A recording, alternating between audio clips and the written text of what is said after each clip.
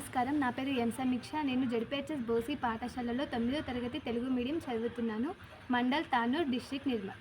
నా పేరు జీయవంతిక. నేను జెడ్పీహెచ్ఎస్ బోసి స్కూల్లో 9వ తరగతి తెలుగు మీడియం చదువుతున్నాను. మండల్ తానూర్, డిస్ట్రిక్ట్ నిర్మల్. ఒక సేఫ్టీ ఫ్రేమ్ని తయారు చేశాము. మేము ఈ సేఫ్టీ ఫ్రేమ్ని ఎందుకు తయారు చేశామంటే, మహిళలు బైక్ పైన వెళ్తున్నప్పుడు స్పీడ్ బ్రేకర్స్ కానీ గుంతలు కానీ వచ్చినప్పుడు వాళ్ళ శారీస్ అనేవి సిల్క్గా ఉండడం, జారే రకంగా ఉండడం వల్ల వాళ్ళు పడే అవకాశాలు చాలా ఎక్కువగా, బైక్ పైన నుంచి కిందికి పడే అవకాశాలు చాలా ఎక్కువగా ఉన్నాయి. వాళ్ళు బ్యాక్ సైడ్ పడ్డప్పుడు తలకు దెబ్బ తగిలి ఒక్కొక్కసారి సేఫ్గా ఉంటారు, కానీ ఒక్కొక్కసారి మరణించే అవకాశాలు చాలా ఎక్కువగా ఉన్నాయి. కాబట్టి సేఫ్టీ ఫ్రేమ్ అనేది మేము తయారు చేశాము. బైక్ మీద వెళ్ళేటప్పుడు మహిళలు ప్రమాదాలు జరిగి కింద పడి మరణించే అవకాశాలు ఉంటాయి. కాబట్టి దాన్ని నివారించడానికి సేఫ్టీ ఫ్రేమ్ అనేది తయారు చేయడం జరిగింది.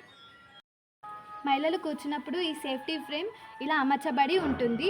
ఇలా అమర్చినప్పుడు బ్యాక్ సైడ్ కానీ లెఫ్ట్ సైడ్ కానీ పడే అవకాశం, గుంతలు వచ్చినప్పుడు స్పీడ్ బ్రేకర్స్ వచ్చినప్పుడు పడే అవకాశం అనేది ఉండదు.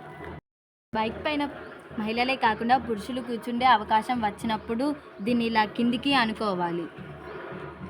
ఈ బైక్ పైన పురుషులు కూర్చున్నప్పుడు ఈ ఫ్రేమ్ అనేది ఇలా కిందికి అనడం వల్ల ఇరువైపులా కాళ్ళు వేసుకునే కూర్చుండే అవకాశం కూడా మనకు ఉంటుంది. మనకు ఈ ఫ్రేమ్ అనేది బ్యాక్ సైడ్ కూడా మనకు సేఫ్టీ లాగా పనిచేస్తుంది.